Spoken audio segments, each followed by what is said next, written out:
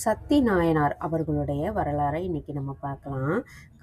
காவிரி சூழ்ந்த சோழவள நாட்டில் வரிஞ்சையூர் அப்படின்ற ஊரில் பிறந்தவங்க தான் இந்த சத்தி நாயனார். வேளாண்மை குலத்தில் இவர் பிறந்திருக்காரு. திருமால், பிரம்மன், ருத்ரகோடி, வானவர்கள் அது மட்டும் இல்லாமல் உலகத்தில் இருக்கக்கூடிய அனைத்து மக்களும் வணங்கக்கூடிய சிவபெருமானுடைய திருவடியில் அவ்வளோ ஒரு அன்பு மிக்கவராக இருந்திருக்காரு.